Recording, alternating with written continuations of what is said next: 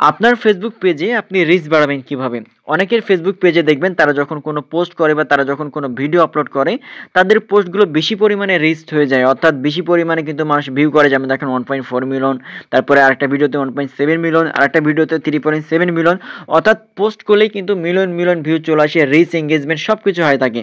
কিন্তু main problem হচ্ছে same প্লেসে, সেম জায়গায় আপনিও যেহেতু ফেসবুকে কাজ করছেন, তাদের ফেসবুক পেজে রিচ অনেক বেশি পরিমাণে হাই হয়ে যাচ্ছে। বাট আপনি যখন আপলোড করছেন কোনো ফটো বা কোনো পোস্ট, আপনার ফেসবুক পেজটা কিন্তু ডাউন হয়ে যাচ্ছে, অর্থাৎ রিচ বাড়তেছে না, এঙ্গেজমেন্ট হচ্ছে না। কেন হচ্ছে না? অবশ্যই কিছু রিজন আছে। আজকে আমি এমন কিছু সিক্রেট ট্রিক্স আপনাদের সাথে শেয়ার করবো, যে ট্রিকগুলো যদি আপনি ফলো করেন, আপনার ফেসবুক পেজে কিন্তু আগের চাইতে 2 থেকে 3 গুণ অনেক বেশি পরিমাণে কিন্তু রিচ, এঙ্গেজমেন্ট, ফলোয়ার সবকিছু কিন্তু চলে আসবে। সো এটার জন্য অবশ্যই আপনাকে আজকে ভিডিওটি শুরু থেকে শেষ পর্যন্ত কন্টিনিউ করতে হবে। তো আমি যে প্রথম যে ট্রিক্সটা শেয়ার করব সেটা হচ্ছে, আর অবশ্যই ভিডিও শেষে বোনাস টিপস থাকবে। তো দেখেন, এখান থেকে আমি নিজেই এখান থেকে শেয়ার করব না, ফেসবুক নিজে কিভাবে আপনার রিচটা বাড়াবে এটার জন্য দেখেন, আপনি এখান থেকে ব্যাক করবেন। এখান থেকে ব্যাক করার পরে আমি আমার একটা ফেসবুক পেজে আসলাম। পেজে আসার পরে আমি যদি নিচের দিকে আমি যে ভিডিওগুলো আপলোড করেছি, একটা জাস্ট আমি এক্সাম্পল হিসাবে একটা ভিডিও আমি এখান থেকে আপনাদের কাছে ওপেন করব। এই যে যেমন একটা রিলস ভিডিও আমি আপলোড করেছি, এখান থেকে আমি একটা রিলস ভিডিও এখান থেকে আমি আপলোড করার পরে এখান থেকে যেমন দেখেন, রিলস ভিডিওটা আসার পরে আপনি এখানে দেখবেন সি ইনসাইট অ্যান্ড অ্যাডস। আপনার ভিডিওতে আপনি দেখবেন আপলোড করার পরে সি ইনসাইট অ্যান্ড অ্যাডস, এখানে আপনি ক্লিক করবেন। তো এখানে আমি ক্লিক করে দিলাম। তারপরে এখান থেকে ডান পাশে অ্যারো আইকন আছে, অ্যারো আইকনে আপনি ক্লিক করবেন। এখানে ক্লিক করার পরে একটু নিচের দিকে স্ক্রল করবেন। স্ক্রল করলে আপনি দেখতে পাবেন যে বেস্ট প্র্যাকটিস লেখা থাকবে। বেস্ট প্র্যাকটিসের ডান পাশে সি অল লেখা থাকবে, সি অলে ক্লিক করবেন। সি অলে ক্লিক করার পরে ফেসবুক নিজে থেকে কি বলতেছে দেখেন, আপনি যখন কোনো ভিডিও পোস্ট আপলোড করবেন, সেটা অবশ্যই স্টোরি দিবেন। স্টোরি কেন দিবেন দেখেন, রিচ মোর পিপল, মানে বেশি পরিমাণে আপনার রিচটা আরও বেশি হবে। ফেসবুক নিজে থেকে রিচ নিয়ে আসা দিবে, এই জন্য বলা হচ্ছে share your reels two story. Reels হলে রিলস, ভিডিও হলে বড় ভিডিও হলে ভিডিও, তারপরে হচ্ছে আপনার যে কোনো পোস্ট হলে পোস্ট, এটা আপনি যেটা পোস্ট করবেন ওটা হবে আর আপনি স্টোরিতে দিবেন, ঠিক আছে। আর একটা অপশন, সেটা হচ্ছে আপনি যখন ভিডিও আপলোড করবেন, রাইট এ ক্যাপশন, আপনার ভালো একটা ক্যাপশন আপনি দিবেন, মানে ওই ভিডিওর রিলেটেড ক্যাপশন বলতে কি, যেটা টাইটেল যেটাকে বোঝানো হয়, ঠিক আছে, বা লেখা যেটা বোঝানো হয় এটা আপনি দিবেন। ওই লেখা দেখে যেন মানুষের অ্যাটেনশন কাজ করে ভিডিওটি দেখার জন্য। তারপরে কি বলা হচ্ছে, add hashtag into your caption. এই যে দেখেন রিচ মোর পিপল ছোট্ট করে লেখা আছে, মানে আপনাকে ওই ভিডিওতে, ওই ভিডিও রিলেটেড আপনাকে কিছু হ্যাশট্যাগ দিতে হবে, যে হ্যাশট্যাগুলো মানুষ সার্চ করে কিন্তু ভিডিওটা আপনার পেয়ে যাবে, মানে বেশি বেশি রিচ মানুষের কাছে আগে ছড়িয়ে দিবে ফেসবুকে, এর জন্য রিচ করতে সুবিধা হবে।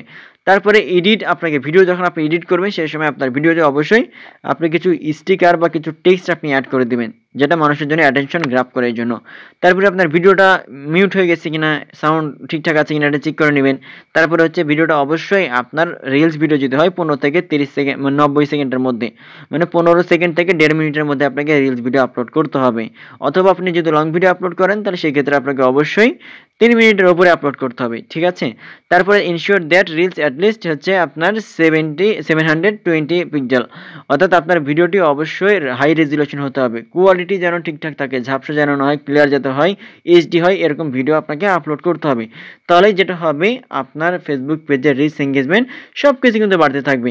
তো এখন বিষয় হচ্ছে আরও কিছু সিক্রেট ট্রিক্স রয়েছে, যেগুলো ট্রিক্সগুলো আমরা অনেকে কিন্তু জানি না।